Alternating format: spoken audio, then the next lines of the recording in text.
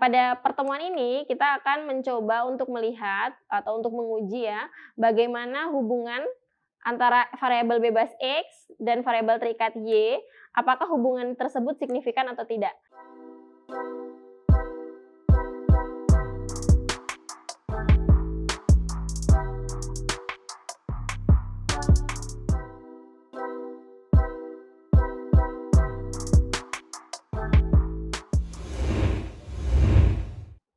Ya, Assalamualaikum warahmatullahi wabarakatuh. Anda bertemu lagi dengan saya, Putri Sukmadewi dari Fakultas Sastra dan Ilmu Pendidikan pada program studi Pendidikan Matematika. Pada video pembelajaran kali ini, saya akan menyampaikan materi tentang menguji model regresi linear sederhana pada mata kuliah Statistika Ekonomi 2. Nah, pada pertemuan ini kita akan mencoba untuk melihat atau untuk menguji ya, bagaimana hubungan antara variabel bebas X dan variabel terikat Y, apakah hubungan tersebut signifikan atau tidak. Nah, untuk melihat apakah hubungan tersebut signifikan atau tidak, kita perlu melakukan sebuah uji, yaitu uji regresi linear sederhana. Nah, ketika kita melakukan uji itu ada rangkaian-rangkaian uji yang perlu kita lakukan. Salah satunya adalah menguji untuk melihat nilai A, B, standar deviasi, dan nilai T-nya. Baik, untuk mempermudah Anda, saya akan memberikan contoh yang bisa mempermudah Anda memahami tentang materi ini. Oke, Anda bisa lihat contoh soal ya di sini. Anda bisa lihat ada tabel di situ yang saya berikan. Tabel tersebut memperlihatkan hubungan antara pendapatan mingguan dan belanja konsumsi mingguan. Nah, di situ saya sajikan tabelnya dalam bentuk satuan 1000. Jadi misalnya gini, pendapatan mingguannya kan di situ terus 80, berarti 80.000. Kemudian 100, 100.000, 120 dan seterusnya. Nah, kita akan melihat bagaimana pendapatan mingguan ini mempengaruhi belanja konsumsi mingguan, atau bagaimana belanja konsumsi mingguan mempengaruhi pendapatan mingguan. Nah, kita akan menentukan nilai X dan nilai Y-nya, yang mana yang perlu dijadikan variabel bebas dan yang mana yang perlu dijadikan variabel terikat. Nah, untuk menguji itu kalian perlu menentukan nanti nilai A, nilai B, kemudian simpangan baku dan seterusnya. Baik, di sini saya akan memberikan contoh pada Anda untuk menyusun perhitungannya dalam bentuk tabel. Nah, cara ini dapat mempermudah Anda menghitung karena Anda bisa melihat dan memasukkan angka-angkanya satu persatu. Jadi akan lebih detail ya. Misalnya gini, pendapatan mingguan X di sini. Kita akan masukkan 80, 100, 120, 140. Jadi Anda tidak perlu memasukkan misalnya 80 menjadi 80.000 gitu, nggak perlu karena satuannya kan sama semuanya. Jadi itu tidak perlu. Jadi kalian hanya perlu memasukkan 80-nya saja. Jadi nilai pokoknya saja. Belanja konsumsi juga seperti itu. Tapi dengan syarat kedua variabel, kedua-duanya punya satuan yang sama ya. Kalau di sini satuannya sama-sama 1000. Jadi pendapatan mingguan X 80, 100, 120, 140 dan seterusnya sampai 260. Kemudian belanja konsumsi Y 70 dan seterusnya. Nah, di sini Anda juga bisa melihat pendapatan mingguan di sini adalah X. Berarti kita menentukan bahwa pendapatan mingguan di sini adalah variabel bebas. Variabel yang bebas yang kita teliti untuk mempengaruhi variabel Y. Variabel Y di sini adalah variabel terikat, yaitu belanja konsumsi. Nah, berarti kita akan melihat bagaimana pendapatan mingguan seseorang itu mempengaruhi belanja konsumsinya. Angkanya sudah ada. Nah, apakah ini signifikan atau tidak? Nah, kita akan lanjutkan melihatnya dengan menggunakan uji ini gitu. Nah, ketika kita mau menggunakan uji ini, kita kan butuh mengetahui nilai A dan nilai B. Nah, menentukan nilai A dan nilai B, kita butuh formula yang untuk menentukan nilai A dan B itu. Nilai A dan B itu ditentukan dengan menjumlahkan beberapa variabel yang ada di dalam soal ini, misalnya X dan Y ya. Kita lihat di sini X kuadrat. Nah, X kuadrat itu kan X dikuadratkan. Berarti pendapatan mingguan X dikuadratkan. Jadi misalnya 80 tadi dikuadratkan. 80 kali 80. Kemudian Y-nya juga dikuadratkan. Kemudian XY-nya dikuadratkan. Nah, kalian menentukan X kuadrat, Y kuadrat, dan XY itu melihat formula yang dibutuhkan ketika kalian mencari nilai A dan nilai B. Karena nanti kita menentukan mencari nilai A dan B, itu kita gunakan untuk mencari nilai SB. Seperti itu. Nah, X kuadrat di sini kita jumlahkan dulu satu-satu. X-nya berapa, X kuadratnya berapa, kemudian Y kuadratnya berapa, kemudian X kali Y-nya berapa. Di-input satu persatu, kemudian kita menentukan setelah dapat X kuadrat, Y kuadrat, dan XY, sigma X-nya berapa? Sigma X itu adalah jumlah dari X. Jadi 80 ditambah 100 ditambah 120 ditambah 140, 180 sampai 260. Jadi data untuk variabel X sebagai variabel bebas jumlahkan semuanya. Kita punya nilai sigma X. Kemudian untuk Y 70, kemudian 65, 90, 95 itu kita punya Y. Nah, jadi kita jumlahkan Y sebagai variabel terikat, kita punya sigma Y. Jumlahnya dijumlahkan. Nah, terus kemudian kita punya X kuadrat. Nah, X kuadrat itu X-nya dikuadratkan. Jadi kita punya nilai X, satu-satu dikuadratkan. Kemudian jumlah dari X dikuadratkan tadi, jadi 6.400 ditambah 100.000 ditambah 14.400 ditambah 19.600 dan seterusnya itu dijumlahkan, kita punya sigma X kuadrat 322.000. Ya, jadi sigma X kuadrat, X-nya dikuadratkan dulu baru dijumlahkan. Itu sigma X kuadrat. Kemudian kita punya Y kuadrat. Y kuadrat ku Y kali Y. Satu-satu. 70 dikali 70 dapat 4.900. 65 kali 65 dapat 4.225. Dapat semua Y kuadratnya, kita jumlahkan. Nah, kita punya sigma Y kuadrat. X-nya juga demikian. Jadi kita punya X dikali Y. X-nya berapa, Y-nya berapa dikalikan. Dikerjakan satu-satu, kemudian kita punya sigma X kali Y. Jadi jumlah dari X kali Y tadi dijumlahkan. Nah, nilai-nilai ini akan kita gunakan untuk mencari nilai A dan B. Jadi nilai A itu rumusnya adalah sigma X kuadrat. Yang tadi ya, X kuadrat kemudian dijumlahkan. Kemudian dikali dengan sigma Y. Kemudian dikurangi dengan sigma X dikali sigma XY. Kemudian dibagi N dikali sigma X kuadrat dikurangi sigma X dikuadratkan. Nah, ini anak-anak cenderung sering keliru di sini ya. Jadi sigma X kuadrat dikurangi sigma X dikuadratkan. Itu berbeda. Jadi kalau sigma X kuadrat, X-nya kita kuadratkan dulu seperti yang tadi 4.900 dari 70 kuadrat, 80 dikuadratkan jadi 6.400, kita jumlahkan dulu dapat sigma X kuadrat. Nah, kalau sigma X dikuadratkan, X-nya yang 70, 80 tadi jumlahin dulu semua, hasilnya baru kita kuadratkan. Gitu. Jadi perhitungannya akan seperti yang terlihat ya. Jadi sigma X kuadrat 132.100 dikali 1.700 dikurangi 1.110 dikali 205.500 dibagi N itu banyaknya data ya. Jadi datanya tadi kan ada 10 data. 10 dikali 132.100 dikurangi 1.110 kuadrat. Jadi jumlahnya X tadi 1.110 baru dikuadratkan.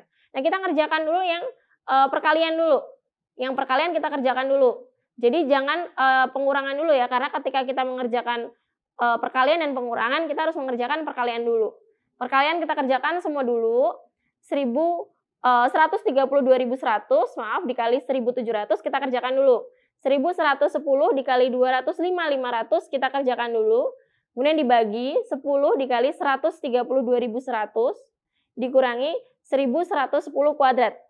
Jadi kita kerjakan dulu yang perkalian, selesai yang perkalian baru dikurangin.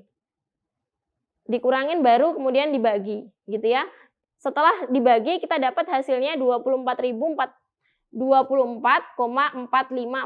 Boleh dibulatkan menjadi 24,45 boleh. Nah, untuk B-nya juga sama.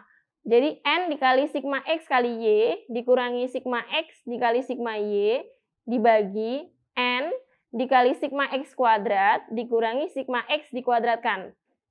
Jadi X kali Y-nya dijumlahkan dapat ya tadi ya. Di tabel sebelumnya kita bisa lihat 205.500 dikali 10 dikurangi 1.110 dikali 1.700 dibagi 10 kali 132.100 dikurangi 1.110 dikuadratkan. Sama seperti yang tadi, kerjakan dulu yang perkaliannya. Jadi yang perkalian kerjakan terlebih dahulu, baru dikurangin. Yang atas, yang bawah sama ya, kerjakan perkaliannya dulu, baru setelah itu dikurangin. Baru setelah itu dibagi. Setelah dibagi dapat nilainya 0,509. Nah, ketika kita mengerjakan ini, kita akan melihat bahwa tabel tadi sangat penting membantu kita mengerjakan bagian ini ya. Jadi bagian menentukan nilai A dan juga nilai B. Makanya tadi saya menampilkan pada Anda, pertama kita buat dulu tabel gitu ya. Nah, nilai A dan B kita pakai untuk menentukan apa? Nilai A dan B tadi kita pakai untuk menentukan simpangan baku atau SB. Nilai SB itu adalah SJX dikali akar 1 per sigma X kuadrat. Nah, SJX ini apa? SJX itu formulanya ada tersendiri, yaitu akar sigma Y kuadrat dikurangi A dikali sigma Y dikurangi B kali sigma X kali Y per N min K min 1. Gitu. Nah, di sini kita dapat sigma Y kuadrat ada di tabel. A-nya tadi kita sudah mencari ya nilai A-nya tadi. A-nya kita punya 24,45 tadi. Berarti kita punya A-nya sudah punya. Sigma Y-nya kita punya, B kita punya, sigma X kali Y kita punya, N kita punya, K kita punya. Satu tetap satu. Nah, input satu-satu. Ya, setelah kita menginputkan satu-satu ya nilai sigma Y kuadratnya 132.100 dan selanjutnya. Nah, kita kalikan dulu. Jadi kerjakan dulu yang perkalian dulu. 24,45 dikali 1.110 kaliin dulu. Dikurangi 0,509 kali 205.500 kaliin dulu. Nah, udah jadi 132.100 dikurangi hasilnya yang tadi 24,45 kali 1.110 berapa? Dikurangi 0,509 kali 205.500. Kemudian dibagi 10 dikurangi 2 ya, 8. Jadi hasilnya tadi dibagi 8. Dapat hasilnya diakarkan. Hasilnya 6,71 dan seterusnya. Kita bisa bulatkan ya hasil ini menjadi 6,72. Oke, maka kita punya SB-nya 6,72 dikali dengan akar 1 per 3300 atau 33.000 itu ya. Berarti kita punya SB-nya, karena kita punya tadi nilai SJX-nya ya 6,7. Jadi kita punya kan SB tadi, saya ulangi lagi ya. SB tadi kan SJX dikali 1 per sigma X dikuadratkan. Berarti SJX-nya kita punya tadi 6,72 ya di sini. 6,72 dikali 1 per sigma X dikuadratkan. Sigma X dikuadratkan dapat 33.000. Berarti dapatnya SB-nya atau simpangan bakunya adalah 0,0369 atau bisa dibulatkan 0,037 boleh. Gitu ya. Kemudian kita punya DF-nya. Jadi DF-nya adalah 10, N-nya tadi 10 ya, K-nya 1, kemudian 1. Jadi kan N min K min 1. Berarti 10 dikurangi 1 dikurangi 1. Jadi kita punya SB-nya 0,037, DF-nya 8. Ya, selanjutnya kita akan masuk ke tahap menentukan nilai T. Ketika kita menentukan nilai T, kita kembali lagi melihat H0 dan HA ya. Di sini H0-nya beta sama dengan 0. Untuk beta sama dengan 0 artinya tidak ada pengaruh yang signifikan antara variabel bebas X ke variabel terikat Y. Untuk HA, B tidak sama dengan 0 atau beta tidak sama dengan 0, berarti ada pengaruh yang signifikan. Nah, kita lihat alfanya itu 5% atau 0,05, DF-nya itu 8. Nah, T alfa per 2 sama dengan 2,306. Nah, dari mana T alfa per 2 ini? Kita akan lihat di tabel T boleh, kalian bisa cari di tabel T boleh, atau kalian bisa juga lihat Excel masuk ke TDIS ya, TDIS untuk alfa sama dengan 0,05 dan DF sama dengan 8. Jadi T-nya ditentukan 2,306 seperti itu. Nah, kemudian menentukan T hitungnya bagaimana? Kalau T alfa per 2 tadi kan T tabel. Kita dapatnya dari tabel. Nah, kalau T hitungnya gimana? T hitungnya itu adalah B dikurangi beta dibagi SB. Nah, B-nya tadi kita kan punya ya 0,509. Nah, betanya di sini, beta dari hipotesis tadi kan betanya sama dengan 0. Jadi B-nya 0. Kemudian SB-nya kita tadi punya 0,0469 dan seterusnya. Nah, kita kurangkan dulu ya berarti ya, 0,509 dikurangi 0, 0,509 dibagi 0,0469 dan seterusnya. Kita akan punya T 13,76. Nah, selanjutnya kita akan masuk ke pengambilan keputusan. Nah, untuk melihat pengambilan keputusan, kalian butuh menggambarkan grafik lonceng distribusi T ya.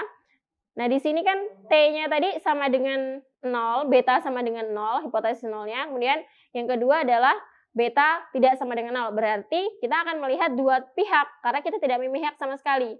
Jadi kalau mau melihat dua pihak, berarti ada dua daerah ya. Dua daerah yang diarsir, atau ada dua daerah yang menentukan dia diterima gitu. Nah, kita lihat tadi T hitungnya adalah 2,306. Berarti min T hitungnya negatif 2,306 atau daerah penerimaannya ya. Jadi kalau kita buat distribusi loncengnya, kalian perhatikan di gambar, itu ada yang saya arsir 2 di kanan dan di kiri, itu adalah daerah penolakan H0. Nah, yang di tengah itu adalah daerah penerimaan H0. Nah, daerah penerimaan itu dibatasi oleh T tabel. T tabelnya 2,306, berarti negatif T tabelnya negatif 2,306. Kemudian T positifnya adalah 2,306. Nah, jadi daerah yang ada di tengah itu adalah daerah penerimaannya. Kita punya T hitung tadi berapa? 13,76. Sangat tinggi nilainya. Dia jelas lebih besar daripada 2,306 ya. Ada di kanan dan jauh. Berarti dia ada pada daerah yang diarsir. Kalau dia berada pada daerah yang diarsir, berarti dia berada pada daerah penolakan atau H0-nya ditolak. Berarti apa kesimpulannya? Jadi pada taraf signifikan 5%, hubungan antara belanja konsumsi mingguan dan pendapatan mingguan keluarga mempunyai hubungan yang signifikan atau H0 ditolak. Seperti itu ya. Jadi itu adalah hasil dari pengujian hipotesis uji regresi linear sederhana, seperti itu. Untuk memahami materi ini dengan lebih lanjut ya, saya akan memberikan beberapa tugas kepada Anda. Anda bisa cek tugasnya di perkuliahan SPADA Universitas Teknokrat Indonesia. Anda bisa mengaksesnya di sana pada mata kuliah saya, Statistika Ekonomi 2. Terima kasih telah menyaksikan. Saya akhiri, wabillahi taufiq wal hidayah. Wassalamualaikum warahmatullahi wabarakatuh. Terima kasih sudah menyaksikan video pembelajaran ini. Jangan lupa like, komen, dan subscribe, serta nyalakan tanda loncengnya agar kalian tidak ketinggalan informasi update lainnya.